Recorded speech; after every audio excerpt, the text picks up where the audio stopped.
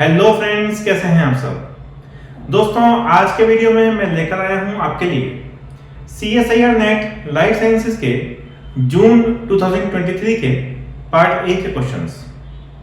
ये एग्जाम जो morning shift में हुआ था जून 2023 में, इस क्वेश्चन पेपर के पार्ट ए के एप्टीट्यूड बेस्ड क्वेश्चंस का सॉल्यूशन वीडियो। तो आइए शुरू करते हैं। दोस्तों, पहला क्वेश्चन है आपके स्क्रीन पर। If 6 students occupy a bench, one bench will be left completely unoccupied. If 5 students occupy each bench, instead one student will not find a seat. The number of students is 30, 31, 36 और 42. दोस्तों, इस question में वो क्या कहता है कि अगर 6 स्टूडेंट्स एक बेंच पर बैठते हैं तो एक बेंच, जितनी भी बेंचेस हैं क्लास में, उसमें से एक बेंच पूरी तरह से अनऑक्यूपाइड रहती है। और अगर एक बेंच पर 5 स्टूडेंट्स बैठते हैं तो सारी बेंचेस तो फुल हो जाती हैं, लेकिन उसके बाद एक स्टूडेंट बाहर खड़ा रह जाता है, वो बैठने के लिए उसको बेंच नहीं मिलती। अब आपको बताना है क्लास में टोटल नंबर ऑफ स्टूडेंट्स कितने हैं। तो इस प्रॉब्लम को हम कैसे सॉल्व करेंगे। मान लेते हैं कि टोटल बेंचेस x हैं, total number of benches x हैं, और अगर हर एक बेंच पर 6 स्टूडेंट्स बैठते हैं तो टोटल स्टूडेंट्स कितने होंगे। जब हर एक बेंच पर 6 स्टूडेंट्स बैठते हैं तो एक बेंच खाली रह जाती है, यानी कि टोटल नंबर ऑफ बेंचेस अगर x थे तो x माइनस 1, क्योंकि एक बेंच तो खाली रह गई, एक बेंच खाली बची हुई थी। इतनी बेंचेस पर 6 स्टूडेंट्स पर बेंच बैठे हुए थे, 6 स्टूडेंट्स पर बेंच, यानी कि एक बेंच पर 6 स्टूडेंट्स बैठे हुए थे। तो x माइनस 1 बेंचेस पर टोटल कितने स्टूडेंट्स बैठे होंगे। Simple unitary method, this multiplied by this divided by this, यानी कि total number of students will be 6 into x minus 1। ये आपकी एक इक्वेशन बन गई। लेकिन अगर हम दूसरे तरीके से चलें कि एक बेंच पर 5 स्टूडेंट्स बैठे हुए हैं, एक बेंच पर 5 स्टूडेंट्स बैठे हुए हैं, इस केस में एक भी बेंच खाली नहीं बची थी, सारी बेंचेस फुल हो गई थी। तो अगर टोटल बेंचेस x थी तो x बेंचेस पर दिस मल्टीप्लाइड बाय दिस, यानी कि इतने स्टूडेंट्स बैठे हुए हैं, और उसके बाद भी एक स्टूडेंट खड़ा रह जाता है, एक स्टूडेंट को बेंच नहीं मिलती। तो टोटल नंबर ऑफ स्टूडेंट्स कितने हुए, दिस। अब इसको इसके इक्वल रख देते हैं और वहां से हम x की वैल्यू निकाल लेते हैं। That means 5x plus 1 will be equal to 6x minus 6। That means अगर मैं 5x को इस साइड ले जाऊं तो this will B 6x minus 5x which will be equal to, ये minus 6 इधर से इधर आ जाएगा, 1 plus 6। तो ये वैल्यू बचेगी x और ये वैल्यू बनेगी 7, यानी कि टोटल नंबर ऑफ बेंचेस 7 है। ध्यान दीजिए, टोटल नंबर ऑफ बेंचेस 7 है, लेकिन सवाल में उसने पूछा है कितने स्टूडेंट्स हैं। तो आप चाहे तो इससे निकाल लें और चाहे तो इससे निकाल लें। Total number of students 5 cross 7 plus 1, यानी कि 36 हैं, और इससे भी आप निकाल सकते हैं 6 मल्टीप्लाइड बाई 7 माइनस 1। तो because x is 7 minus 1 is 6, तो 6 क्रॉस 6 अगेन 36। तो total number of students class में 36 हैं। और अगर एक बेंच पर 6 बैठते हैं तो भी इक्वेशन करेक्ट हो गई, और एक बेंच पर 5 बैठते हैं तो भी इक्वेशन करेक्ट हो गई। ये है इस क्वेश्चन का आंसर। बढ़ते हैं अगले क्वेश्चन की तरफ। अगले क्वेश्चन में वो बोलता है 4 villages A, B, C and D are connected in that order by a circular road. A car traveling with a uniform speed covers the distance between A and B in 43 minutes, B and C in 23 minutes, C and D in 19 minutes, and D and A in 47 minutes. Which of the following will be the closest to the time in minutes taken to travel from A to C with the same speed along a straight road? 4 villages हैं, A, B, C, D। चारों villages एक circular road पर है, तो मैंने circle बना दिया। Accurate नहीं बना, कोई बात नहीं। अब A से B तक जाने में एक पर्टिकुलर टाइम लगता है जो कि है 43 मिनट्स, और B से C तक जाने में टाइम लगता है 23 मिनट्स। तो ऑब्वियसली B बिल्कुल एग्जैक्ट सेंटर में नहीं होगा, B थोड़ा इधर होगा, क्योंकि अब B तक पहुंचने के लिए टाइम ज्यादा लग रहा है, तो 43 मिनट्स, तो ऑब्वियसली ये डिस्टेंस ज्यादा होगी, और B से C आने में कम टाइम लग रहा है तो डिस्टेंस कम होगी। फिर C से D आने में कितना टाइम लग रहा है? 19 मिनट्स, और D से A आने में 47 मिनट्स। तो यहाँ से यहाँ 19 और यहाँ से यहाँ 47, तो ऑब्वियसली D भी थोड़ा इधर नहीं होगा, यहाँ पे यहाँ आसपास होगा। C से D तक आने में टाइम कम लग रहा है, और D से वापस A तक जाने में टाइम ज्यादा लग रहा है। एग्जैक्ट हम नहीं बना सकते, वो स्केल में बनेगा, यहाँ पर स्केल से मतलब नहीं है। यहाँ मतलब इस बात से है कि अगर यही ट्रेवलर A से डायरेक्ट C पे आएगा, उस केस में इसको स्ट्रेट लाइन पे, इस स्ट्रेट लाइन में A से C पे आएगा तो उसको कितना टाइम लगेगा। अब आपको ये पता लगाना है कि ये स्ट्रेट लाइन एक्चुअली कौन सी लाइन है। जैसे कि अगर एक सर्कल के अंदर आप अलग अलग लाइंस ड्रॉ करो, तो ये लाइंस इसके डायमीटर नहीं होंगे, ये लाइंस इसके डायमीटर नहीं होंगे, फिर भी ये स्ट्रेट लाइंस हैं, है ना। लेकिन यहां हम बात करते हैं इस पर्टिकुलर लाइन की। अगर आप इस 43 और 23 को सम करो तो आपको मिलेगा 66, और अगर आप इस 19 और 47 का भी सम करो तो फिर से आपको मिलेगा 66। यानी जितना टाइम उसे A से C पे आने में लगा, उतना ही टाइम उसको C से वापस A तक जाने में लगा। और दूसरी बात, वो क्वेश्चन में क्या बोलता है कि ये ट्रैवलर यूनिफॉर्म स्पीड से चल रहा है, यूनिफॉर्म स्पीड से चल रहा है, उसने कहीं भी स्पीड ना बढ़ाई ना घटाई। अब अगर आपको फिजिक्स का फॉर्मूला याद हो, एक बॉडी जो यूनिफॉर्म स्पीड से चल रही है, अगर इक्वल टाइम ले रही है, तो ऑब्वियसली उसने डिस्टेंस भी इक्वली ट्रेवल करी होगी। टाइम इक्वल है, स्पीड यूनिफॉर्म है, तो डिस्टेंस इक्वल है। दैट मींस ये डिस्टेंस A से लेकर C तक इस डिस्टेंस के इक्वल है। अगर ये डिस्टेंस इस डिस्टेंस के इक्वल है, दैट मींस ये जो बीच की लाइन है, ये इस सर्कल का डायमीटर है। और अगर ये इस सर्कल का डायमीटर है, तो इसका हाफ होगा इसका रेडियस, ये तो हम जानते हैं। अब मुझे इसका, अगर मैं इसका रेडियस निकाल लूं, उसका डबल कर लूं, तो मुझे ये डिस्टेंस मिल जाएगी। सिंपल है, मैं फॉर्मूला लगा देता हूं। सर्कल का सर्कमफेरेंस होता है 2 पाई r, और इस वैल्यू को इक्वल रख देता हूं 66 प्लस 66, यानी कि इसके इतना टाइम लगा था टोटल A से C और वापस C से A तक जाने में। 66 प्लस 66 इज 132, और टोटल डिस्टेंस उसने ट्रेवल करी 2 पाई r। यहां से मैं r की वैल्यू निकालूंगा, जो कि मुझे मिलेगी, क्योंकि पाई की वैल्यू होती है 22/7, जो मैंने यहां पर डिनोमिनेटर में रख दी। यहां से अगर हम देखें तो ये वैल्यू हो जाएगी, दैट मींस 21, और डाया इसका होगा 2r, यानी कि, तो अगर ये A ट्रेवलर A से C तक स्ट्रेट लाइन में आएगा, तो इसको टाइम लगेगा 42 मिनट्स।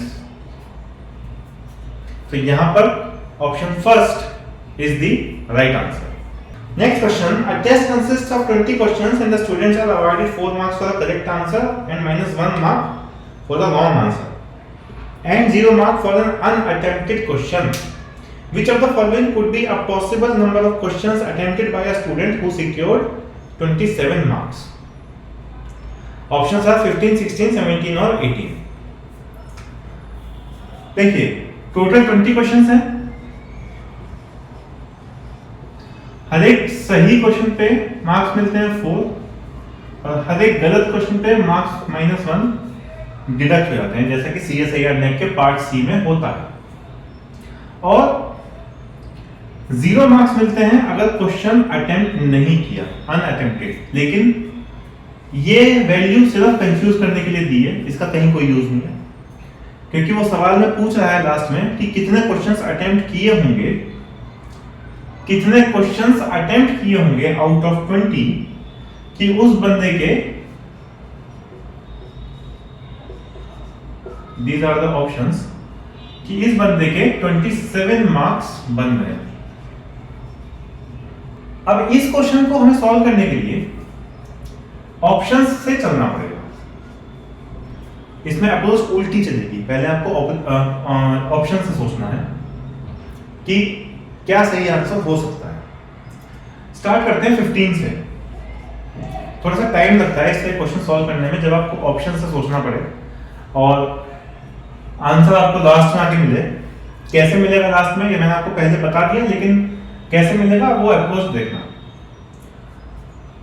टोटल मार्क्स इसको 27 मिले, यानी कि कुछ क्वेश्चन इसने सही किए और कुछ क्वेश्चन इसने गलत किए.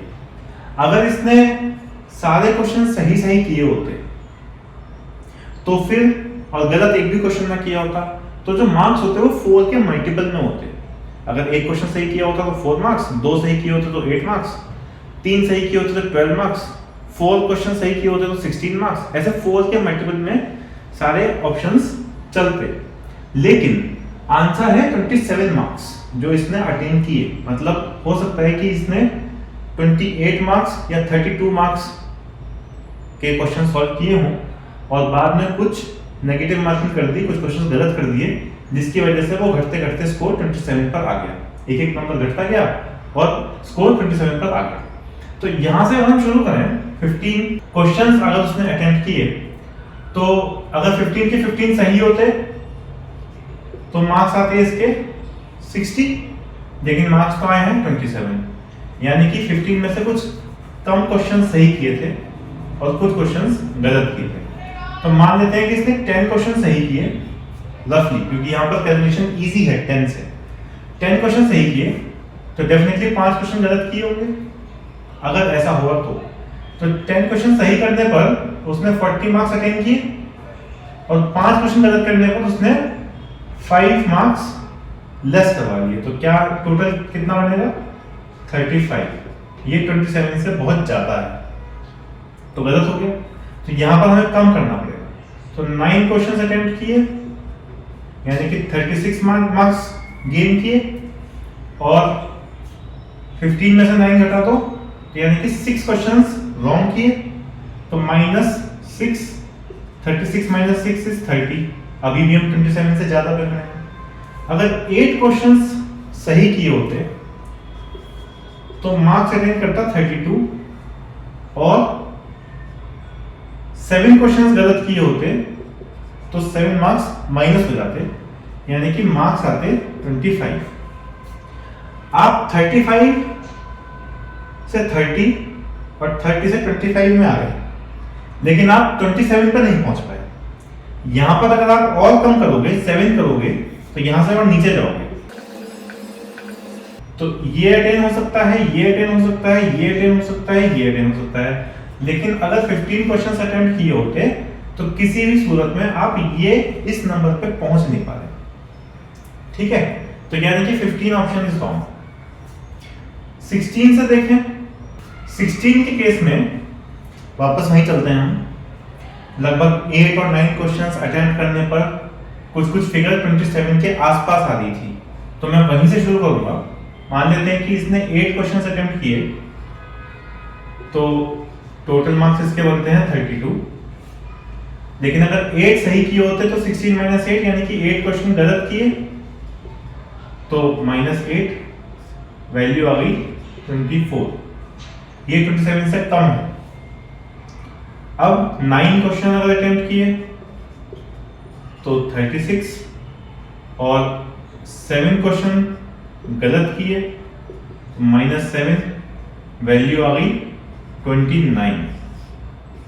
24 और 29 के बीच में कोई पॉसिबिलिटी नहीं है कि 27 मार्क्स आ जाए, इसलिए ऑप्शन 2 भी गलत हो गया। ये कैलकुलेशन आपके माइंड में बहुत फास्ट होनी चाहिए। मैं बोर्ड पे लिख के बता रहा हूँ, एक एक स्टेप समझा रहा हूँ, बोल रहा हूँ, इतना टाइम नेट में नहीं होता। क्वेश्चन देखा, फट से कैलकुलेशन करिए और खटाक से आंसर दे दिया। अगर 17 क्वेश्चन अटेम्प्ट किए होते तो इस केस में मैं वापस वहीं से चलता हूं। अगर 9 क्वेश्चन सही अटेम्प्ट किए तो 36 मार्क्स गेन कर लिए, लेकिन उस केस में 8 क्वेश्चन इसने गलत किए होंगे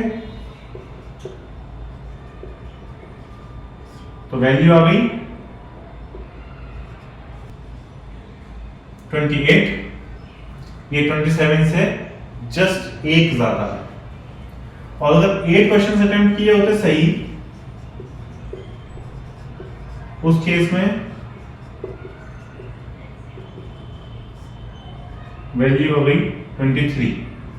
27 पे नहीं पहुंच पा रहे, इसलिए ये ऑप्शन भी गलत हो गया।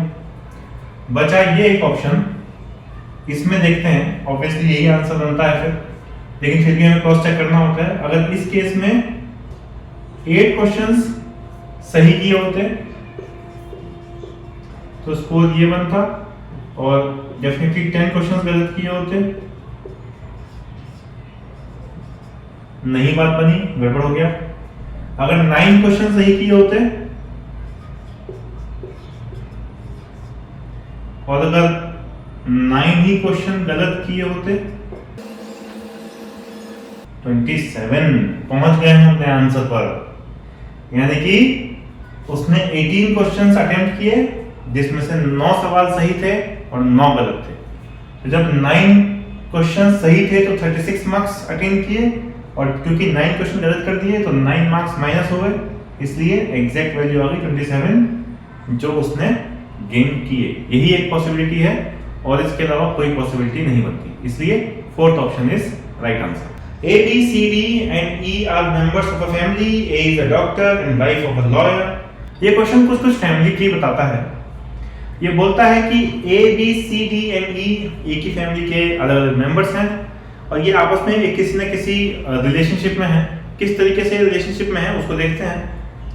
A एक डॉक्टर है और एक लॉयर की वाइफ है, तो A इज एक्चुअली वाइफ और ये खुद में एक डॉक्टर है, लेकिन ये किसकी वाइफ है? एक लॉयर की। अब लॉयर साहब कौन है देखते हैं। B is the brother of C and husband of a teacher. ये अलग ही कहानी है। B C का भाई है, लेकिन B हस्बैंड है। B हस्बैंड है किसका? एक टीचर का। तो टीचर का हस्बैंड है, यानी कि कोई टीचर है जो कि फीमेल है। अब ये हस्बैंड है तो ऑब्वियसली मेल ही होगा।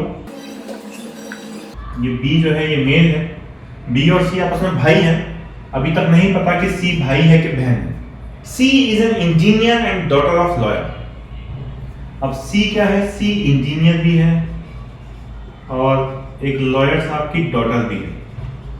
अब इस पूरे फैमिली ट्री में एक लॉयर साहब पीछे आए थे। ये लॉयर साहब, इनकी ये डॉटर है। ये सी जो है ये इनकी डॉटर है और बी जो है ये सी का ब्रदर था, है ना? ऐसी था ना, बी सी का ब्रदर था। तो दैट मीन्स, अच्छा हस्बैंड था ये टीचर का, तो दैट मीन्स अगर ये सी डॉटर है लॉयर साहब की तो बी तो इन्हीं का ऑफस्प्रिंग होना चाहिए। क्वेश्चन में देखते हैं क्या कहता है। Which of the following inferences can be definitely made? पहला, D is a lawyer। D is a lawyer, D की इसने कहीं पूरे क्वेश्चन में बात करी नहीं है, तो हमें नहीं पता डी लॉयर है। ई इज द टीचर, ई की भी कहीं बात नहीं करी क्वेश्चन में, केवल ए बी और सी की बात करी है। A is the wife of D, A is the wife of D, नहीं डी की बात नहीं करी। ए किसी की वाइफ तो है, लेकिन किसकी वाइफ है, डी की वाइफ है या ई की वाइफ है, ये हमें नहीं पता। B is the son of A, B कौन है, B is the son of A, हाँ यही मैं कह रहा था कि बी जो है वो सी का ब्रदर है और सी जो है वो डॉटर है, तो इसका तो सन हो ही है ना, ए का सन हुआ ना बी, तो that means fourth option is the right answer. Question next, which of the following correspond to x, y and z respectively in the following square where sum of elements in each column, row and diagonal is the same।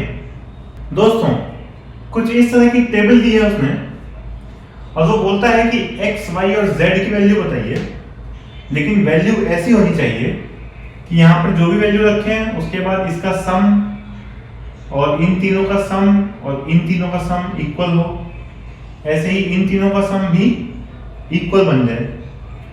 तो हम एक ही तरीके से चलते हैं, हम इन तीनों का देख लेते हैं। इन तीनों का सम इक्वल होना चाहिए, तो पहले इन दो का सम कर लेते हैं, क्या बनता है 27 प्लस x, इसका सम क्या बनता है 30 प्लस y, और इन दोनों का सम क्या बनता है 33 प्लस z। अब इसमें आप एक चीज देखो, 27, 30, 33 तीन के डिफरेंस से आगे बढ़ रहे हैं। दैट मीन्स x की वैल्यू सबसे ज्यादा होनी चाहिए, उससे 3 कम y की वैल्यू होनी चाहिए, तभी सम इक्वल बैठेगा, और उससे ठीक 3 कम z की वैल्यू होनी चाहिए, तभी इन तीनों का सम इक्वल बैठेगा। मान लेते हैं कि x की वैल्यू 9 है, जस्ट इमेजिन अगर 9 है तो 9 प्लस 27 कितना होगा 36, 9 में से 3 घटा दो 6, 30 प्लस 6 36, 6 में से 3 कम कर दो 3, 33 प्लस 3 36, तो तीनों का सम तीनों सम की वैल्यूज 36 हो जाएंगी। तो यहां पर 3 के गैप से घटते हुए क्रम में वैल्यूज होनी चाहिए। ऐसा एक ऑप्शन ढूंढिए इन चारों ऑप्शंस में से, क्वेश्चन का आंसर यहीं आपको मिल जाएगा। पहला ऑप्शन है 17, 15, 13, यहां पर 2 से वैल्यूज घट रही है, 17 से 2 कम है 15 और 15 से 2 कम है 13, हमारा काम नहीं चलेगा। दूसरा ऑप्शन है 18, 15, 12, यहाँ पर 3 वैल्यूज घट रही हैं, 18 माइनस 3 15, 15 माइनस 3 12, तो ये आंसर होना चाहिए। थर्ड ऑप्शन है 12, 15, 17, यहाँ पर वैल्यूज बढ़ रही हैं, हमारी बात नहीं बनेगी। और फोर्थ ऑप्शन है 17, 16, 14, यहाँ पर भी हमारी बात नहीं बनेगी। तो मैं सेकेंड ऑप्शन को चूज करता हूँ 18, 15 और 12, और इसी को लेकर के हम आगे बढ़ते हैं। अगर x की वैल्यू 18 है, y की वैल्यू 15 है और z की वैल्यू 12 है, तो इस केस में इन दोनों का सम कितना हो जाएगा 45, इन दोनों का सम कितना हो जाएगा 45, और इन दोनों का सम भी होगा 45, करेक्ट। अब इसी तरीके से इन वैल्यूज को वर्टिकली भी चेक कर लेते हैं। z की वैल्यू 12 आ गई थी, अगर मैं इन तीनों का सम करूं तो ये वैल्यू बनेगी 45, y की वैल्यू थी 15, इन तीनों का सम कीजिए आपको वैल्यू मिलेगी 45, और x की वैल्यू थी 18, इन तीनों का भी सम कीजिए आपको फिर से वैल्यू मिलेगी 45। इसके अलावा उसने बोला है डायगोनली x, y और z, इसको अगर आप डायगोनली सम करेंगे तो 18 प्लस 15 प्लस 12, ये वैल्यू भी आपको मिलेगी 45। और अगर आप इस डायगोनल पे चलेंगे तो 16 प्लस 15 प्लस 14, ये वैल्यू भी आपको 45 ही मिलेगी। तो इस केस में ये आंसर करेक्ट है। जल्दी खोजने का तरीका मैंने आपको बता दिया कि आपने एक बार सम कर लिया और देख लिया डिफरेंस कितने का है और क्या पैटर्न है, इंक्रीजिंग ऑर्डर है या डिक्रीजिंग ऑर्डर है, और बाद में ये वैल्यूज इस बॉक्स में रख के क्रॉस चेक भी कर लीजिए कि आपका आंसर सही बनता है या नहीं। चलिए फ्रेंड्स, अगला क्वेश्चन देखते हैं। P starts a business with an investment of rupees 30 lakh. 2 months later, Q joined with rupees 90 lakh. Subsequently, R joined with rupees 180 lakh.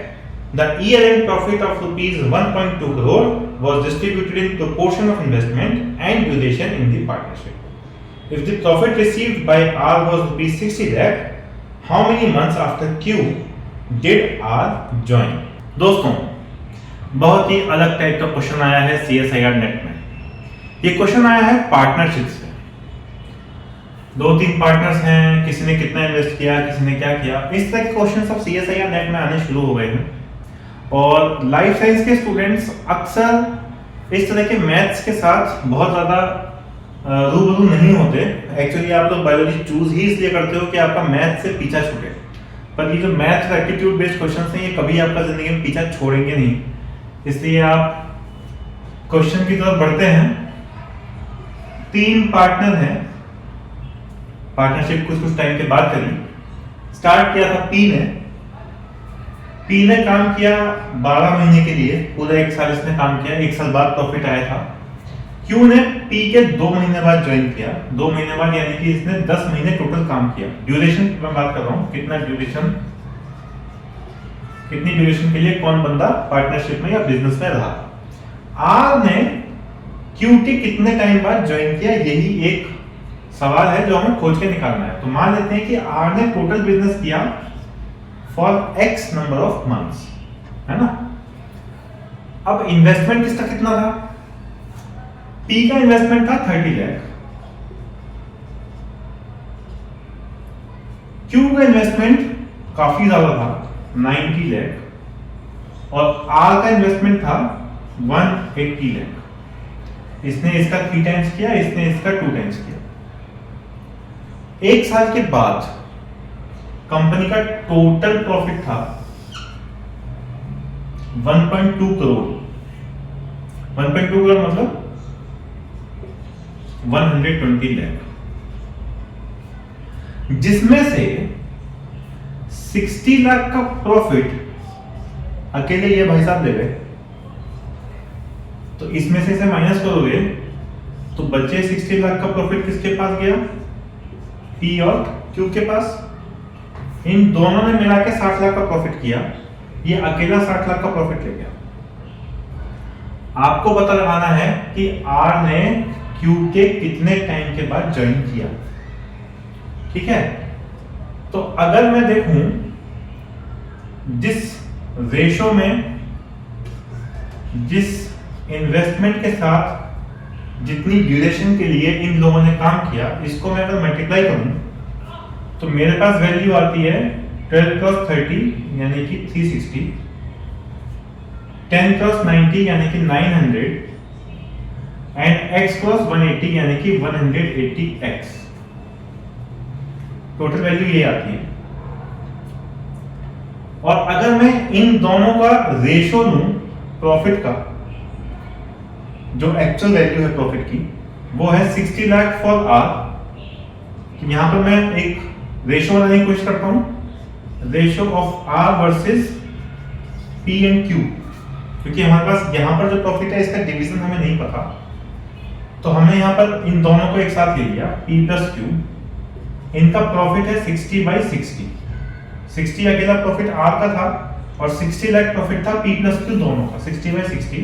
इस वैल्यू को मैं इक्वल रख सकता हूं अगर मैं इन दोनों का सम कर दूं डिनोमिनेटर में, तो ये हो जाएगा 1260, और ये अकेला खड़ा है 180x। ये आपकी इक्वेशन होगी। यहां से अगर मैं निकालूं तो 60/60 1 हो जाएगा, 1260 को हम उधर ले जाएंगे न्यूमरेटर में, तो ये हो जाएगा 1260 बटे 180 डिनोमिनेटर में आ जाएगा 180। This will be the value of x, यानी कि 0 से 0 कट गया 7, एक्स ने 7 महीने के लिए काम किया। टोटल काम इसने किया 7 महीने के लिए। तो क्यू के कितने महीने बाद? क्यू ने 10 महीने के लिए काम किया था, आर ने 7 महीने के लिए काम किया, यानी कि 10 - 7 will be equal to 3। Are ने क्यू के 3 महीने बाद इस बिजनेस को ज्वाइन किया, 7 महीने टोटल काम किया, इन्वेस्टमेंट लगाई बहुत ज्यादा 180 लाख, जिसकी वजह से अकेला आर 60 लाख का प्रॉफिट ले गया और इन दोनों का प्रॉफिट 60 लाख टोटल रहा। तो इस तरीके से पार्टनरशिप का ये वाला क्वेश्चन हम सॉल्व कर सकते हैं। दोस्तों अगले क्वेश्चन की तरफ बढ़ेंगे। If the difference between the two digit numbers made from digits a and b is 27, the difference between a and b is, तो एक 2 डिजिट नंबर है, बना हुआ है 2 डिजिट से, एक डिजिट है a, दूसरी डिजिट है b। डिजिट है, मान लेते हैं कि कोई नंबर, मैं आपको एक एग्जांपल देके बताता हूं। मान लेते हैं कि नंबर है 45, ठीक है, एक डिजिट है ये और एक डिजिट है ये जो 4 है ये 10th प्लेस पे है, ये 1st प्लेस पे है, this is the first place, this is the 10th place. तो दैट मींस मैं इसको कैसे लिख सकता हूं? 10 multiplied by 4 plus 1 multiplied by 5। आप इसको जोड़ के देख लो, वैल्यू आएगी 45, क्योंकि ये 4 10th प्लेस पे है। अब वो कह रहा है कि ऐसे ही 2 डिजिट नंबर है, इन दोनों डिजिट्स से बनने वाले 2 नंबर, यानी कि अगर एक डिजिट a है और दूसरी डिजिट b है, तो इन दोनों डिजिट से 2 नंबर बन सकते हैं। कौन कौन से? या तो लिख दो ab, यानी कि 10th प्लेस पे a डिजिट हो और 1st प्लेस पे b डिजिट हो, या फिर उल्टा 10th प्लेस पे b डिजिट हो और 1st प्लेस पे a डिजिट हो। इन दोनों के बीच का डिफरेंस होगा 27। तो दैट मींस इसको लिखने का सही तरीका क्या होगा? अलजेब्रा चल रहा है तो हमें ध्यान रखना पड़ेगा, यहां पर हमें लिखना पड़ेगा 10a + 1b, यानी कि 10a + b, जो कि मैंने आपको यहां बताया। ये बन गई एक डिजिट, और इस डिजिट को लिखने का तरीका क्या होगा? 10b + a। इन दोनों के बीच का जो डिफरेंस है वो है 27। इस इक्वेशन को सॉल्व करते हैं। That means 10a + b - 10b - a will be equal to 27। 10a - a is 9a plus b minus 10b, that means minus 9b is equal to 27। 9 को कॉमन ले लेते हैं, 9a minus b is equal to 27, a minus b is equal to 27 by 9, that is equal to 3। तो a minus b, यही तो उसने पूछा है। The difference between a and b is a minus b will be equal to 3। तो 3 will be the right answer। तो यहाँ पर ऑप्शन 4 करेक्ट आंसर हो गया। दोस्तों नेक्स्ट क्वेश्चन है, 2 cards are drawn together at random from a deck of 52 playing cards. What is the probability to get one red and one black card? दोस्तों ये question आया है प्रोबेबिलिटी से। Maths में एक चैप्टर आता है प्रोबेबिलिटी का, इस चैप्टर को जरूर सॉल्व कर लीजिए। हर साल CSIR नेट के एप्टीट्यूड बेस्ड क्वेश्चंस में एक आधा क्वेश्चन प्रोबेबिलिटी का जरूर होता है, जैसे कि इस बार भी आ गया। क्वेश्चन क्या है? 52 कार्ड्स का पूरा डेक है और रैंडमली 2 कार्ड निकाले, क्या चांसेस हैं कि एक रेड कार्ड निकले और एक ब्लैक कार्ड निकले? 52 कार्ड्स के डेक में 26 रेड कार्ड्स होंगे और 26 ब्लैक कार्ड्स होंगे। 26 रेड कार्ड्स निकले, इसकी प्रोबेबिलिटी क्या होगी? 26 बाई 52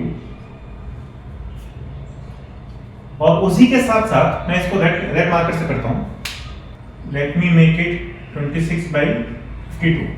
ये आपका निकल गया रेड कार्ड और इसी के साथ साथ जो दूसरा कार्ड है वो ब्लैक निकले, इसकी प्रोबेबिलिटी क्या होगी? ब्लैक कार्ड कितने हैं? 26। अब टोटल नंबर ऑफ कार्ड्स कितने हैं यहाँ पर? एक कार्ड निकल चुका है, 52 में से एक कार्ड निकल चुका है, इसे मैं रेड कर देता हूं। तो कितने कार्ड बचे? 51। ये प्रोबेबिलिटी है कि पहले एक रेड कार्ड निकले और उसके पीछे एक ब्लैक कार्ड निकले। लेकिन एक दूसरा केस भी है जिसमें पहले एक ब्लैक कार्ड निकले। ऐसा भी तो हो सकता है ना कि पहले एक ब्लैक कार्ड हाथ में आ जाए। तो अगर पहले ब्लैक कार्ड हाथ में आएगा तो टोटल कार्ड 52 ही थे, लेकिन उसी के साथ साथ पीछे पीछे रेड कार्ड हाथ में आए, अब कार्ड रह गए हैं 51।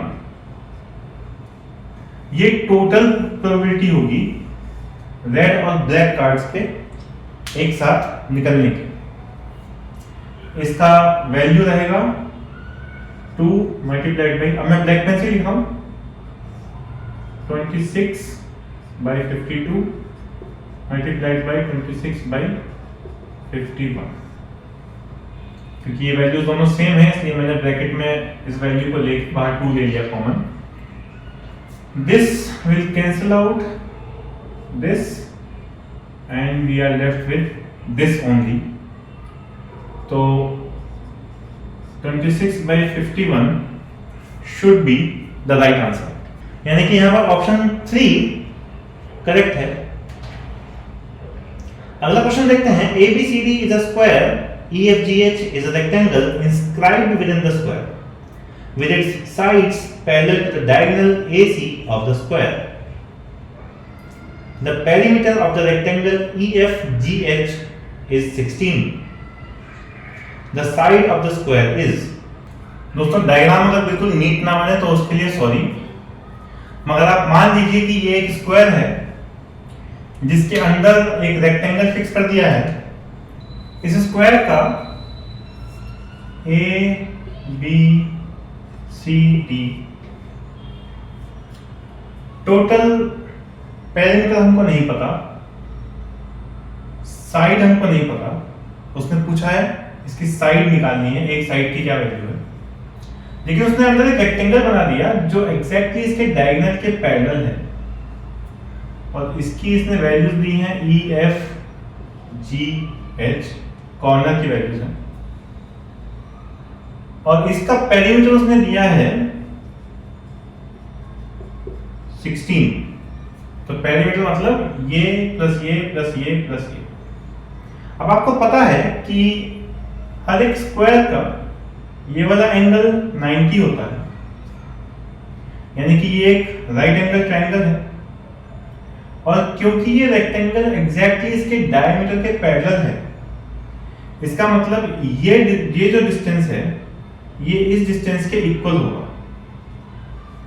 This distance will be equal to this distance, और ऐसे ही ये डिस्टेंस इस डिस्टेंस के इक्वल होगा, और बची हुई ये डिस्टेंस आपस में इक्वल होंगी और ये डिस्टेंस आपस में इक्वल होंगी। तो अगर मैं इस डिस्टेंस को बोल दूं a, तो डेफिनेटली ये भी a होगा, और इस डिस्टेंस को बोल दूं b, तो ये भी b होगा, ये a होगा, ये a होगा, ये b होगा और ये b होगा। और अगर मैं इस रेक्टेंगल की साइड्स को कुछ लेबलिंग कर दूं, मान लेते हैं ये वैल्यू x है और ये वैल्यू है y, ठीक। अब इस राइट एंगल ट्रायंगल में अगर आप पाइथागोरस थ्योरम लगाओगे तो ये हाइपोटेन्यूज है, एक साइड ये है एक साइड ये है, यानी कि y square will be equal to b square plus b square, यानी कि y square is equal to 2b square, यानी कि y is equal to root 2b। ये y की फॉर्म में हमने b की वैल्यू निकाल ली। और इसी तरीके से इस साइड का x की वैल्यू अगर हम निकालना चाहें तो x square will be equal to a square plus a square, x square will be equal to 2a square, x will be equal to √2a। अब अगर मैं इसका पेरीमीटर देखूं जो उसने बोला है 16 will be equal to x plus y whole का ट्वाइस, यानी कि x प्लस y की वैल्यू है 16/2 यानी कि 8, और x और y को अगर मैं यहां से उठा कर रख दूं तो ये बैठेगा √2a plus √2b which will be equal to 8। मैंने x की वैल्यू रख दी √2a और y की वैल्यू रख दी √2b, ये वैल्यू 8 के इक्वल आ गई। यहां से √2 कॉमन ले लेते हैं, ये बन जाएगा √2 with in bracket a plus b which is equal to 8। That means a plus b is equal to 8 upon √2। और a प्लस b क्या है? a प्लस b ये लेंथ है, यानी कि इस पूरे स्क्वायर की एक साइड जो इसने इस क्वेश्चन में पूछी है। दैट मीन्स एक साइड की लेंथ होगी 8 अपॉन √2। तो यहां पर first option is the right answer. अब नेक्स्ट क्वेश्चन में बोलता है कि a square paper is folded twice to a square shape, 1/4 in area to the original square. Then equilateral triangles and circles are cut as shown in figure. Which of the following is a possible pattern on the fully unfolded paper? दोस्तों simple सा question है, एक बड़ा square shaped paper है, इसको दो बार fold किया। मान लेते हैं एक बार इस एक्सिस पे ऐसे फोल्ड कर दिया तो क्या रिजल्ट आएगा? पेपर बन जाएगा लगभग कुछ ऐसे, ये हाफ हो जाएगा ना। और फिर इस एक्सिस पे ऐसे फोल्ड कर दिया, इधर से उठा के ऊपर फोल्ड कर दिया, तो अब क्या पेपर बन जाएगा? Something like this. ये ना उल्टा इसलिए बनाया क्योंकि वापस हमें खोलना है इस पेपर को। तो ये ओरिजिनल पेपर था, एक बार फोल्ड किया, दोबारा फोल्ड किया, आपको ये छोटा सा एक स्क्वायर लिया, इस स्क्वायर में उसने कट लगाए, एक कट उसने ऐसे लगाया और एक कट उसने यहां लगाया और एक सर्कल कट उसने यहां लगाया और एक सर्कल कट उसने यहां लगाया। अब वापस जब ये पेपर खुलना शुरू होगा तो इसकी इमेज कैसी बनेगी वही तो खोजना है। तो देखो यहां से इस पेपर को वापस उल्टा खोलो, इस फॉर्म में लेके आते हैं, तो पहले तो जो ऐसा है वो यहां पर ऐसे ही दिखेगा, एक कट ये रहा, एक कट ये रहा, बाकी दो रहे सर्कल। और ठीक इसका अपोजिट कर दो, इसका अपोजिट यहां से एक कट ये देगा और इसका अपोजिट यहां से एक कट ये देगा और इन दोनों के अपोजिट यहां से दो डॉट यहां दे देंगे। अब इस पूरे की फिर से एक मिरर इमेज बनानी है। पहले तो इसी की ड्रॉ कर लेते हैं। यहाँ पे ये एक कट था और इस एक्सिस पे ये दूसरा कट था, फिर ये वापस वाला कट था, ये था, ये दो थे और ये दो थे। अब यहां से इसको फोल्ड करके इधर खोला, तो जब यहां से खोलोगे तो इसकी मिरर इमेज इधर बनेगी। तो ये एक नजदीक है तो नजदीक में ये दो बनेंगे, ऐसे ही ये दो बनेंगे और इसका मिरर इमेज यहां बनेगा, इसका मिरर इमेज यहां बनेगा और इसका मिरर इमेज यहां बनेगा। तो दोस्तों इस तरह की फिगर अगर आप ढूंढेंगे अपने क्वेश्चन के आंसर में तो सेकंड ऑप्शन आपको मिलेगा जो कुछ कुछ इससे मैच कर रहा है। तो तो that means second option is the right answer. दोस्तों नेक्स्ट क्वेश्चन है, there are two cylindrical candles A and B are of same height. The radius of A is twice that of B. If A takes 120 minutes to completely burn, how long does B take to burn half of its initial height? दो candles हैं, एक A है, दूसरी B है, दोनों की height same है, मगर A का रेडियस B के रेडियस से डबल है।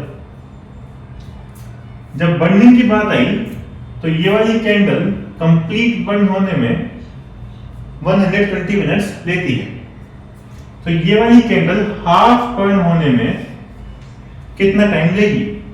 वॉल्यूमेट्रिकली कैंडल बर्न होगी तो पूरा वॉल्यूम कम होगा। यहां पर हमें सिलेंडर का वॉल्यूम पता होना चाहिए। सिलेंडर के वॉल्यूम का फॉर्मूला होता है पाई आर स्क्वायर एच। इसकी बात करेंगे तो बन जाएगा पाई 2r स्क्वायर एच, ये इसका वॉल्यूम है। इसका वॉल्यूम रहेगा पाई r स्क्वायर एच, क्योंकि यहां पर रेडियस सिंपल रेडियस ही है। इन दोनों का रेशो लेते हैं, पाई r square h upon pi 2r square H will be equal to, इसके बर्न होने में जो भी टाइम लगेगा डिवाइडेड बाई इसके बर्न होने में जितना टाइम लगा। इसको सॉल्व करें तो ये बन जाएगा pi r square h upon pi 4r square h upon 120, that means 120 upon 4, क्योंकि बाकी चीजें कैंसिल आउट हो जाएंगी, will be equal to x, that means x will be equal to 30।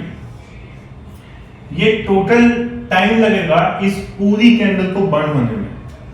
पूरी कैंडल बर्न होगी तो 30 मिनट्स लगेंगे, लेकिन सवाल पूछा है हाफ, तो 30 का हाफ कर दो, 15 मिनट में ये वाली कैंडल हाफ बर्न हो जाएगी। ऑप्शंस में 30 भी एक ऑप्शन दे रखा है, क्योंकि आप जल्दबाजी में क्वेश्चन सॉल्व करते हैं और CSIR नेट चाहता है कि जल्दबाजी में आपके आंसर गलत हो जाए, लेकिन हम नहीं चाहते हैं, इसलिए आंसर ध्यान से अटेम्प्ट कीजिए। नेक्स्ट क्वेश्चन है, A and B are circles of unit radius. Their centers are marked by X. The area of the shaded region is, hint, area of an equilateral triangle of unit side length is √3/4। दोस्तों इस तरह का एक figure दिया है, दो circles हैं और दोनों की सर्कमफेरेंस एक दूसरे के सेंटर से पास होती है, यानी कि ये इस सर्कल का ओरिजिन पॉइंट है, सेंटर पॉइंट है, और इस सर्कल का ये सेंटर पॉइंट है। आपको बताना है इस पूरे रीजन का एरिया, जो बीच का एरिया है जो कि शेडेड है, इसका एरिया आपको बताना है। लेकिन उसने एक चीज दी है, जो इंफॉर्मेशन उसने दी है वो ये है कि इस सर्कल का जो रेडियस है वो 1 है, क्योंकि वो बोलता है कि of unit length, radius is unit length, यानी कि 1 रेडियस है।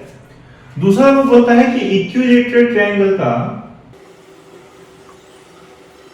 एरिया होता है √3/4 साइड स्क्वायर। अगर A उस ट्रायंगल की साइड है, अगर ये एक इक्विलैटरल ट्रायंगल है, तो तीनों आर्म्स इसकी इक्वल होंगी, तीनों भुजाएं इक्वल होंगी, तो इस A का स्क्वायर मल्टीप्लाइड बाय √3/4 ये इस इक्विलैटरल ट्रायंगल का एरिया है। ये हिंट उसने दिया है। इस हिंट को हम यहां कैसे अप्लाई कर सकते हैं, सवाल ये है। देखिए यहां से यहां तक हम एक लाइन ड्रॉ कर लेते हैं। ये सेंटर है इस रेडियस का, तो मैं इस सेंटर से इस रेडियस की सर्कमफेरेंस पे कहीं भी आर्क ड्रॉ करूं, एक लाइन ड्रॉ करूं, वो उसका रेडियस ही होगी। अगर मैंने यहाँ से इस कॉर्नर पे एक लाइन ड्रॉ कर दी तो ये इसका रेडियस हो गया। ऐसे ही मैंने यहाँ से यहाँ ड्रॉ कर दिया, इस सर्कल पर ड्रॉ कर रहा हूँ मैं, इस वाले सर्कल पे, तो ये इसका रेडियस हो गया यानी कि r, ये भी r हो गया। ऐसे ही इस सर्कल का, दोनों सर्कल बिल्कुल सेम है, दोनों की जो रेडियस है वो सेम है, 1 रेडियस है, तो ये डिस्टेंस भी r हो जाएगी और ये डिस्टेंस भी r हो जाएगी। परफेक्ट। अब हम यहां से एक लाइन ड्रॉ कर देते हैं। ये जो डिस्टेंस है ये भी r ही होगी, क्योंकि अगर आप यहां से शुरू करो तो यहां से इस एंड तक आने में ये अपने सर्कमफेरेंस को ही टच कर रहा है। यहां से शुरू करो तो इस सर्किल की सर्कमफेरेंस को ही ये लाइन टच कर रही है, तो ये पूरी लाइन अपने आप में r के इक्वल है। और इस ट्रायंगल को मैं बोल सकता हूं इक्विलेटरल ट्रायंगल। जो ट्रायंगल आपको ऊपर दिख रहा है r r r, तीनों ही डायमेंशंस इक्वल हैं, इसलिए ये एक इक्विलेटरल ट्रायंगल है। ऐसे ही नीचे तीनों डायमेंशंस इक्वल हैं, इसलिए ये एक इक्विलेटरल ट्रायंगल है। अब इसी सर्किल में मैंने इस फिगर को दोबारा ड्रॉ कर लिया क्योंकि यहां थोड़ा सा टाइट हो गया था। इस सर्कल में अगर मैं ये लाइन यहां से यहां ड्रॉ करता हूं और मैं इस पूरे एरिया का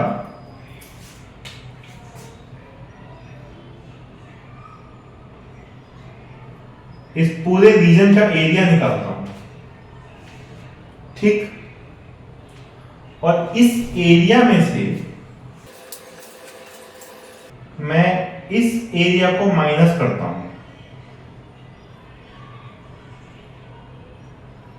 ध्यान से समझिए, यहां से ये आर्क, ये पूरा सर्कमफेरेंस का पार्ट और ये इतने पोर्शन का अगर मैं एरिया निकाल दूं और उसमें से ये वाला एरिया माइनस कर दूं जो डबल क्रॉस से दिखाया है, तो मेरे पास इसका एरिया बचेगा।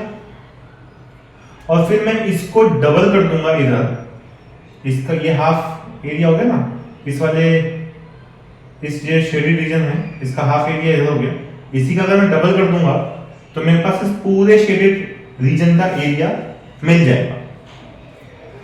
तो सवाल ये आता है कि मैं इस आर्क का एरिया कैसे निकालूं। पहला सवाल तो यही है। आर्क का एरिया निकालना बहुत आसान है। एक सर्किल है, सर्किल का एरिया होता है पाई आर स्क्वायर। आर तो रेडियस है ही, तो यानी कि पाई 1 स्क्वायर, क्योंकि यहां पे रेडियस की वैल्यू 1 है। ये पूरे सर्किल का एरिया है। और आपको पता है कि पूरे सर्किल का जो एंगल होता है, अगर मैं सेंटर से इसका एंगल देखूं तो दिस इज कंप्लीट रोटेशन, यानी कि टोटल एरिया, टोटल एंगल हो गया इसका 360 डिग्री।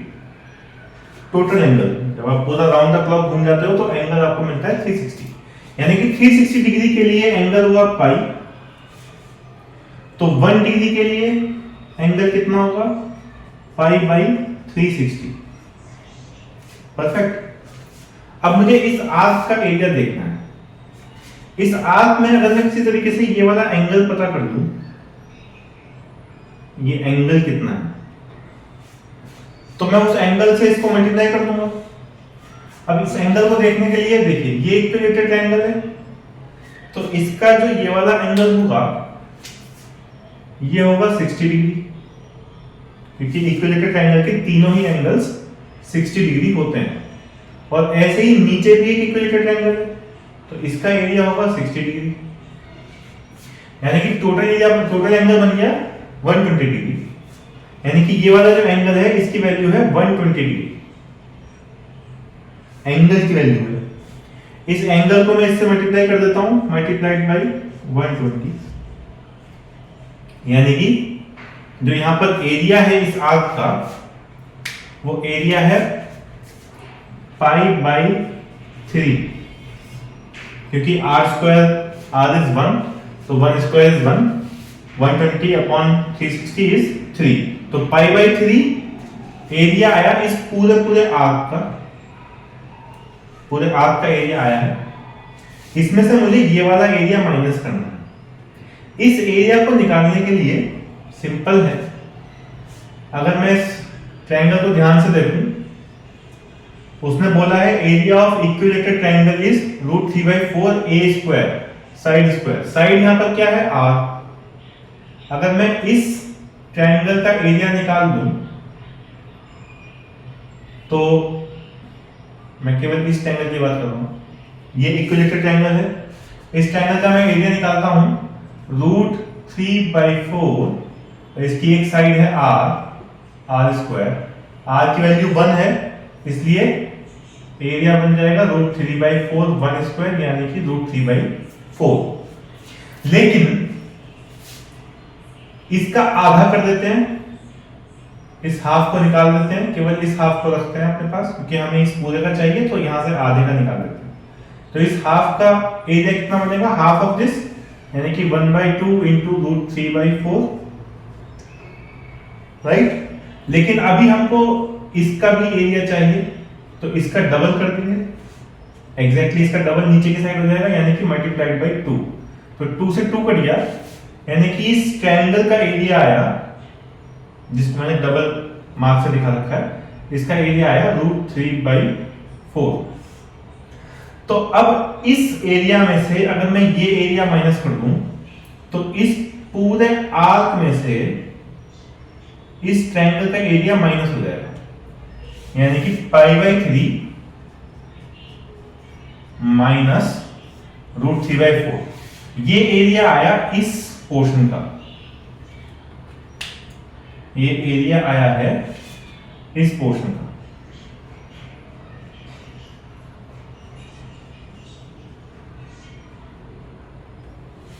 करेक्ट।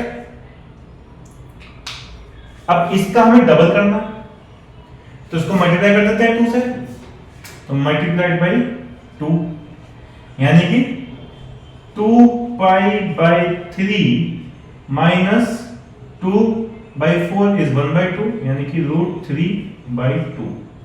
ये होना चाहिए इस शेडेड रीजन का एरिया, और इस क्वेश्चन के हिसाब से option 1 is the right answer. दोस्तों नेक्स्ट क्वेश्चन है, 3 identical rings of radius 1 unit are stacked as shown in figure. The length x is। दोस्तों कुछ इस तरह का फिगर आपके स्क्रीन पर है, आपको बताना है इस टोटल लेंथ की वैल्यू। अगर मैं इस सर्कल के सेंटर पॉइंट्स को कनेक्ट कर दूं तो यहां से यहां तक रेडियस, यहां से यहां तक रेडियस, ये दोनों रेडियस आपस में इक्वल है, तो ये वैल्यू हो जाएगी r यानी कि 2r।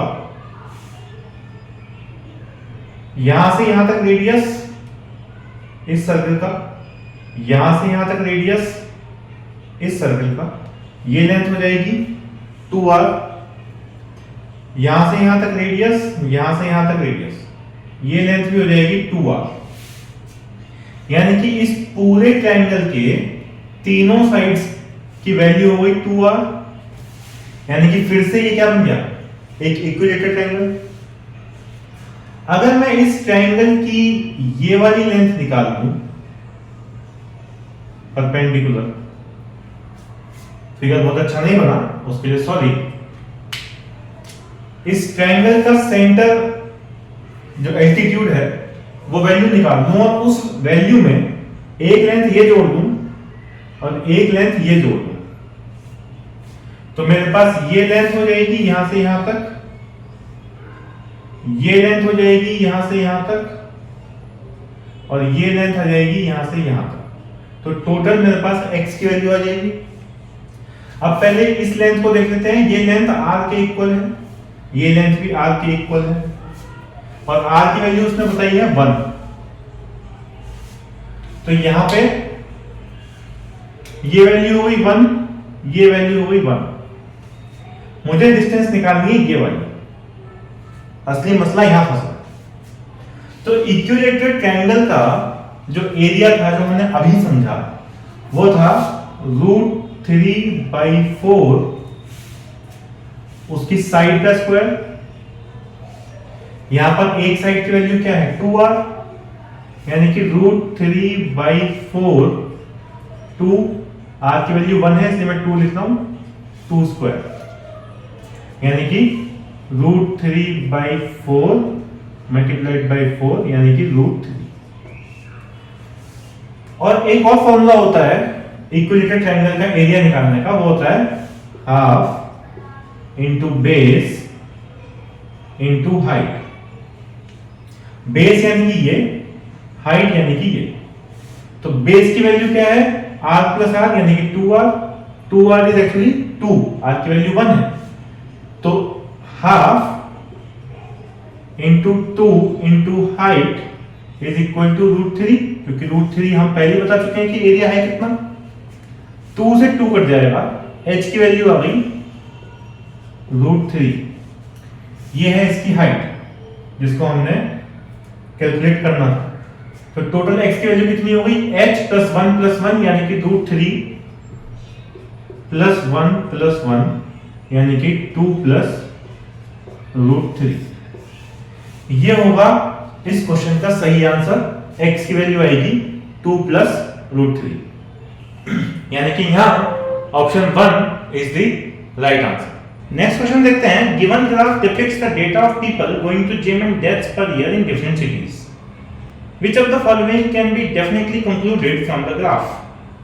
आपके सामने एक ग्राफ दे रखा है जिसमें number of deaths per year on y axis versus percentage of people going to gym on x axis दे रखा है। पहला ऑप्शन बोलता है gym makes people fit and improves their health.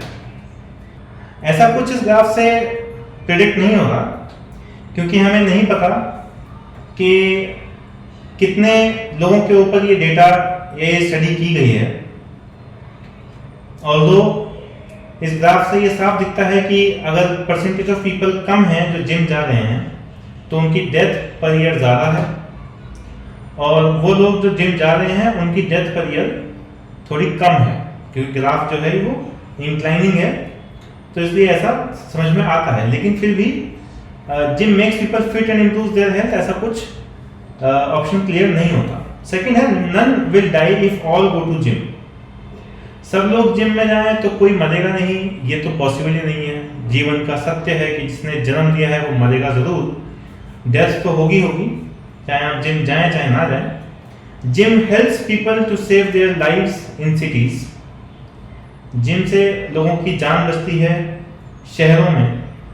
Cities या फिर विलेजेस की तो यहाँ पर बात भी नहीं करी है, और दूसरी बात उनकी लाइफ सेव होती है, ऐसा भी कोई सीन नहीं दिख रहा। फोर्थ ऑप्शन है in the city where on the average 50% people go to gym 50% die. ये ऑप्शन सही है।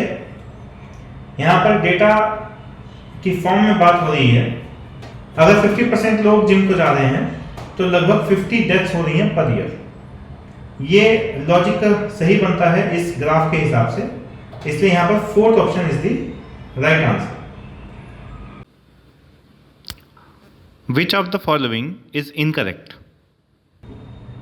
दोस्तों, बोर्ड पे लिखा हुआ थोड़ा अजीब लग रहा होगा। अगर आप ध्यान से देखें, पहला ऑप्शन कहता है 3 की पावर हाफ प्लस 3 की पावर हाफ प्लस 3 की पावर हाफ। इसको अगर हम ध्यान से देखें तो हम इसको लिख सकते हैं 3 मल्टीप्लाइड बाई 3 की पावर हाफ, क्योंकि यहां पर तीनों का बेस सेम है, तीनों की पावर सेम है। तो 3 मल्टीप्लाइड बाई 3 की पावर हाफ, दैट मींस अब यहां पर 3 की पावर ये 1 हो गई, मल्टीप्लाइड बाई 3 की पावर हाफ, यानी कि 3 की पावर 1 प्लस हाफ। अगर मल्टीप्लिकेशन में हो तो पावर्स ऐड हो जाएंगी, यानी कि 3 की पावर 3/2। ये हमने अब सिर्फ LHS कैलकुलेट किया है। इसी का RHS कैलकुलेट करो, राइट साइड इसकी देखोगे तो तीनों का बेस सेम है, लेकिन तीनों चीजें मल्टीप्लिकेशन में है, तीनों टर्म्स जो है मल्टीप्लिकेशन में है। तो इस केस में फिर से इनकी पावर्स ऐड हो जाएंगी, तो यानी कि 3 की power half plus half plus half, this is equal to 3 की पावर 3/2। तो यहाँ पर 3 की पावर 3/2 लेफ्ट हैंड साइड में और 3 की पावर 3/2 राइट हैंड साइड में, तो ये ऑप्शन इनकरेक्ट नहीं है, ये ऑप्शन करेक्ट है। ऐसे ही अगर आप इसमें देखोगे तो 1 2 3 4 4 बार एक ही टर्म में लिखा है 4 की पावर 1/3, 4 की पावर 1/3, 4 की पावर 1/3, 4 की पावर 1/3। इसमें से भी मैं 4 कॉमन ले लूं, 4 मल्टीप्लाइड बाई 4 की पावर 1/3, यानी कि 4 की पावर 1 मल्टीप्लाइड बाई 4 की पावर 1/3, ये दोनों पावर ऐड हो जाएंगी, 4 की पावर 1 प्लस 1/3, दैट मीन्स 4 की पावर 4/3। अगर मैं राइट साइड कैलकुलेट करूं तो फिर से सेम आएगा, 4 की power 1/3 plus 1/3 plus 1/3 plus 1/3। This will also be equal to 4 की पावर 4/3। तो यहां पर भी LHS is equal to RHS। Same case इसमें रहेगा, LHS will be equal to RHS, आप कॉपी पे करके देख सकते हैं। प्रॉब्लम आएगी इसमें प्रॉब्लम क्यों आएगी, ध्यान से देखते हैं। 1 2 3 4 5 6 6 बार लिख दिया है 6 की पावर 1/6, तो 6 की पावर 1 मल्टीप्लाइड बाय 6 की पावर 1/6। 6 बार एक ही चीज लिखी तो मैंने 6 को कॉमन ले लिया और 6 की पावर 1/6 मल्टीप्लिकेशन में डाल दिया। इसको अगर हम कैलकुलेट करें तो 6 की power 1 plus 1/6 which is equal to 6 की पावर 7/6। ये वैल्यू आई LHS की। RHS की वैल्यू देखते हैं, 6 की पावर 1 2 3 4 5 6, तो 1/6 plus 1/6 plus 1/6 plus 1/6 plus 1/6 plus 1/6 which gives 6 की पावर 1 2 3 4 5 6 6/6, that means 6 की power 1 which is equal to 6।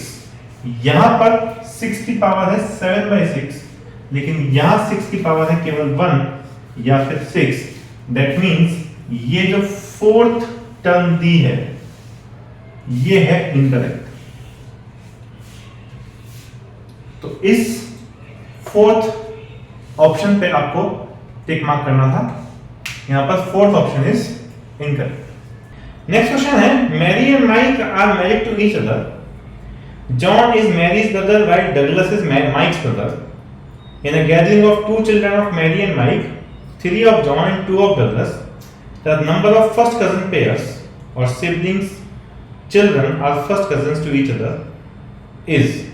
तो दोस्तों यहां पर फिर से आपको एक बार थोड़ा सा फैमिली ट्री बनाना पड़ेगा। मैरी और माइक, इनकी शादी हो गई और एक जॉन है और एक डगलस है। देखते हैं जॉन किसका भाई था। जॉन मैरी का भाई था, तो जॉन मैरी का भाई है और डगलस माइक का भाई है, और इन दोनों के 2 ऑफस्प्रिंग्स हैं। जॉन के 3 ऑफस्प्रिंग्स हैं, डगलस के भी 2 ऑफस्प्रिंग्स हैं। आपको बताना है कि फर्स्ट कजन कितने हैं। फर्स्ट कजन भाई बहन के बच्चे, ये दोनों बच्चे अपने माता पिता के हैं, तो ये कजन नहीं है, रियल है, आप लोग जानते हैं। ये भी आपस में रियल है, लेकिन ये आपस में कजन है। तो कितने पेयर हुए, पेयर पूछा उसने, एक पेयर तो हो जाएगा इसका, एक पेयर हो जाएगा इन दोनों का, ऐसे ही एक पेयर हो जाएगा इनका और एक पेयर हो जाएगा इन दोनों का। तो यहां पर टोटल 4 पेयर हो गए। इनसे कंपेयर करते हैं, एक पेयर ये, एक पेयर ये, एक पेयर ये, एक पेयर ये, एक पेयर ये एंड 1 पेयर इज दिस। तो यहां पर टोटल 1 2 3 4 5 6 पेयर यहां हो गए, 4 पेयर यहां हो गए, टोटल हो गए 10 पेयर। आप बोल रहे होंगे कि आपने इनके और इनके बीच का कोई लिंक नहीं ड्रॉ किया, क्योंकि ये आपस में सेकंड कजन है, कजन के कजन है। तो सेकंड कजन का तो उसने सवाल नहीं पूछा, फर्स्ट कजन की बात पूछी है। तो फर्स्ट कजन यहाँ पर 10 पेयर्स है। In a round robin tournament each team plays with all other teams once between 8 teams. A win fetched 3 points and a draw 1 point. After each team had played 4 matches, the total of the points of the teams was 34. The number of drawn games among those played till then was. देखिए वो क्या बोलता है, total 8 teams हैं और हर एक team ने 4 matches खेले हैं, तो टोटल मैचेस कितने हुए? 32। लेकिन टोटल मैचेस 32 नहीं हुए। क्यों नहीं हुए? क्योंकि हर एक मैच में 2 टीम खेल रही थी। मान लेते हैं टीम ए और टीम बी, मैच खेला गया एक, लेकिन एक ही मैच में ये टीम बोलेगी मैंने भी एक मैच खेल लिया और ये टीम बोलेगी मैंने भी एक मैच खेल लिया। तो उसके हिसाब से इस टीम का इस 4 में से एक काउंट हो गया और इस बी का भी इस 4 में से एक काउंट हो गया। तो अगर मैं 8 क्रॉस 4 टोटल 32 करता हूं तो एक्चुअल में 32 मैचेस नहीं हुए हैं, एक्चुअल में मैचेस हुए हैं इसके ठीक हाफ, क्योंकि एक मैच में 2 टीम खेल रही थी। तो यानी कि टोटल मैचेस हुए हैं 16, जिसमें से मान लेते हैं कि x मैचेस ड्रॉ हुए हैं। हमें पता नहीं कितने मैच ड्रॉ हुए हैं, x number of matches draw हुए हैं। तो कितने मैचेस विन हुए होंगे? अगर ये टोटल मैचेस हैं तो टोटल में से x घटा दो, यानी कि 16 माइनस x। इतने मैचेस विन हुए हैं। विन हुए हैं मतलब कि किसी एक टीम ने मैच जीत लिया। Team A versus team B के बीच में मैच हो रहा था। इन दोनों में से कोई एक टीम जीतेगी, या तो ये जीतेगी या ये जीतेगी। तो या तो इसे 3 पॉइंट्स मिलेंगे या इसे मिलेंगे। मान लेते हैं टीम ए जीत गई तो उसको 3 पॉइंट्स मिले। ऐसे ही और भी जितने मैचेस हुए उन सब में हर एक विन पर 3 पॉइंट्स मिले, यानी कि टोटल नंबर ऑफ मैचेस जितने जीते गए हर एक मैच पर 3-3 पॉइंट्स मिलते गए। और जब मैच ड्रॉ हुआ तब 1 पॉइंट मिला। मान लेते हैं कि 2 टीम्स के बीच मैच हो रहा था, मैच ड्रॉ हो गया। ड्रॉ होने की वजह से इस टीम को भी 1 पॉइंट मिला और इस टीम को भी 1 पॉइंट मिला। जब ड्रॉ हुआ तो मैच दोनों ही टीम्स को 1-1 पॉइंट मिला, यानी कि ड्रॉ होने पर दोनों टीम्स को 2 पॉइंट मिले। तो इसलिए x will be multiplied by 2। Total number of points कितने बने सारे मैचेस खेलने के बाद, वो वैल्यू उसने क्वेश्चन में दी। टोटल नंबर ऑफ पॉइंट्स सारे मैचेस खेलने के बाद बनते हैं 34। इसको आप कैलकुलेट कर लीजिए। 2x plus 48 minus 3x gives you 34. That means 48 minus 34 gives you 3x minus 2x equals to x. 48 minus 34 will be equal to 14. That means x is equal to 14. यहां पर 14 मैचेस हैं जो ड्रॉ हुए और बाकी के मैचेस विन हुए। तो इस क्वेश्चन में fourth option is the right answer. Next question है, suppose 729 raised to the power 22 by 3 multiplied with 81 raised to the power x by 2 is equal to 3. The value of x is। दोस्तों कुछ ऐसी equation आपको दी है और आपसे बोला है x की वैल्यू बताइए। देखने में बड़ा कठिन लग रहा होगा, लेकिन है नहीं ऐसा।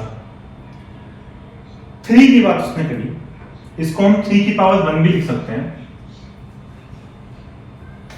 मुद्दा यह है कि इस तरह का क्वेश्चन सॉल्व करने के लिए आपको डिविजिबिलिटी टेस्ट आना चाहिए। डिविजिबिलिटी टेस्ट क्या होता है कि अगर मैं इन दोनों डिजिट्स को जोड़ दूं, ये केवल 3 का डिविजिबिलिटी टेस्ट है, अगर ये डिजिट 3 से डिविजिबल है पूरी, मतलब कोई डेसिमल नहीं आया, पूरी तरह से डिविजिबल है, तो ये डिजिट भी 3 से डिविजिबल होगी। ऐसी मैं इसकी बात करूं,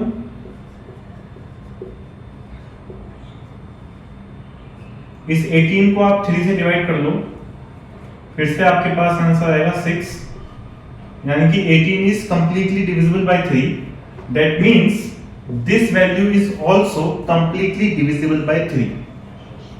तो वापस इन वैल्यूज की तरफ चलते हैं। अगर मैं इसको 3 की पावर में लिखना चाहूं 81 को, तो कितनी पावर बनेगी?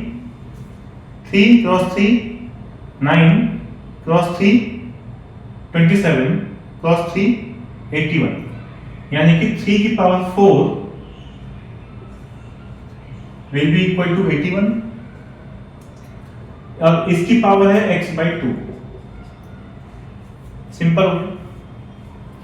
और ऐसे ही मैं इसकी वैल्यू निकालने की कोशिश करता हूं। 3 cross 3 9 cross 3 27 cross 3 81 cross 3 243 cross 3 729, यानी कि टोटल 3 की पावर हो गई 6।